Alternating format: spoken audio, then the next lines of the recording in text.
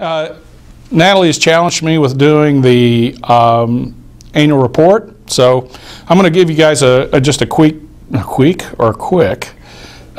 overview of our annual report and how I would do this in front of a customer. So hopefully as we go along, and I don't sweat too much because of the walking I just did, it's not that I'm all nervous about this, it's more that I am a little bit hot and there's no air in this room. So anyhow, as we get started, managing your documents, a life cycle, and I was kind of like to talk a little bit about what that really means and kind of the simplicity of the life cycle itself, which is to create, capture, distribute, and archive.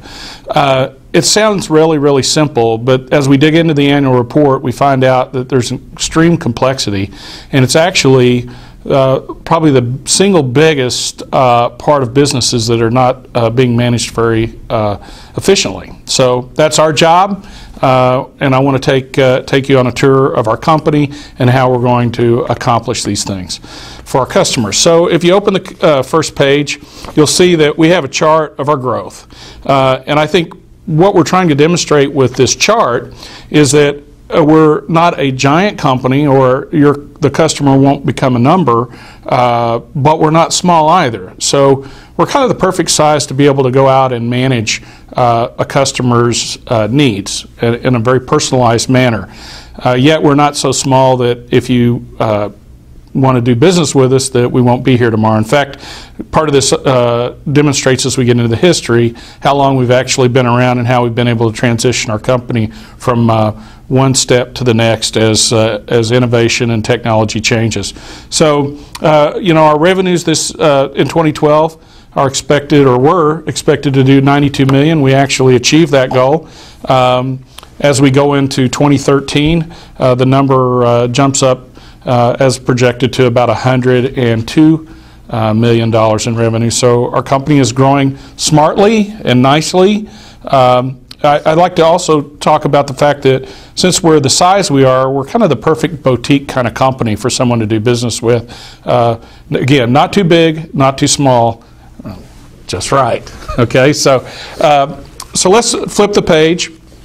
I guess before we move on, I want to also mention very quickly our mission statement, which is right up at the very beginning of this second page as you open it, and it really speaks to exactly what we do as a company, and that is improve our customers' bottom line. That's our goal as we meet with every business, is to look at their inefficiencies in their document workflow, find those inefficiencies, and improve upon them.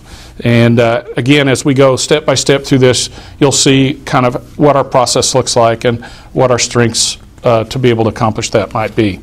So the next page really gets into history. I don't spend a lot of time on it, but obviously we show a typewriter because that's where our history starts. In 1956, we were founded by Bobby Robertson, and he was a typewriter repairman. He started in his garage. We have slowly but surely over time transition from one technology to the next. At the end of the day, it proves that a company that starts out very small, as long as they can see the horizon, as long as they can see the next products that are needed by our customers, that you can survive. Now, there's been a lot of companies, including all the typewriter companies, that didn't survive, people that we competed against back in the 50s, 60s, 70s, and 80s. Also, there's household names like Kodak out there that are in bankruptcy because they couldn't see the horizon, or if they could, they couldn't execute to stay in business. So let's change to the page to the next step. And there's a great graph here that really kind of gets into the meat of managing the document. And first and foremost, people think about our company in our history as maybe a copier company, and that couldn't be farther from the truth. We're actually a document management company, and we have changed into a consulting business. That doesn't mean that we can't sell hardware to make your business run faster and smoother and better, but this is a very tiny part of what we do as a business these days. And it's also a very tiny part of the overall cost associated with managing a document. So if you look at this chart and you see 10% and a little bitty piece of the pie here it talks about infrastructure, and infrastructure really is the hardware and the printing costs, service and supplies that surround that cost.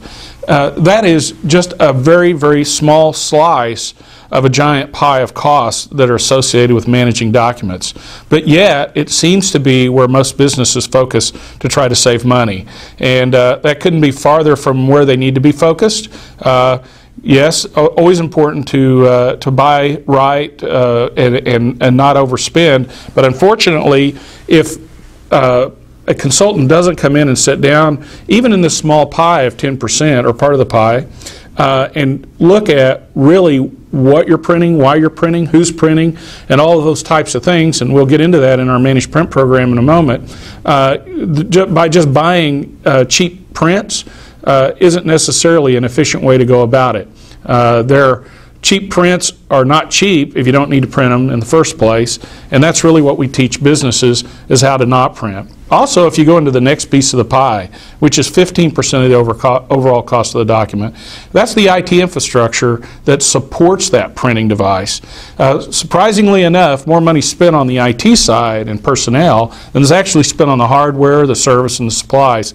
It's an underrated part of what needs to be managed when you get into managing hardware and your infrastructure. But it is very, very real. And as we've gone through customer after customer, time and time again, I think the biggest thing in terms of an attaboy we get is the amount of time and effort that we've taken away from their IT department for managing printers. In fact, if you'll sit down and ever talk to an IT department, they will tell you that printing is the single biggest hassle they have. And if someone could take that off their shoulders, they'd be freed up to do more important things inside the company. So that's the 15%. Then we kind of get into the rest of the pie. Labor is the big daddy, and that is when we start moving documents inside an environment in a manual fashion. So we take a piece of paper that comes out of a printer, or it's a form that has to be filled out. What happens to that piece of paper before it's eventually archived, either in a file cabinet or even electronically? Unfortunately, a lot of businesses think that they already have electronic content management when they say they have an electronic archival system. But what's the reality of it is, all they have is an electronic archival system. And most of the labor that's associated with managing those documents is the cost from the time that that document is created until it gets archived, and that's what needs to be focused on the most. So I think that's what is important about this pie chart, something that needs to be focused on, and conversation needs to be had. So.